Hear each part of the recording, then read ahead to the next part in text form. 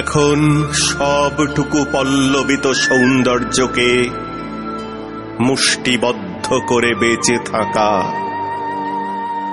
এ এক অন্ধকারকে বুকে জড়িয়ে স্বপ্ন দেখার অস্থির সময়। আমি তো এ পৃথিবী চাইনি, এ মৃত্যু মিছিল, এ অনাহার, এ সীমাহীন একাকিত্ব, এ ধ্বংসের শব্দ বিন্যাস, ধনতন্ত্রের অতীব উচ্চারণ।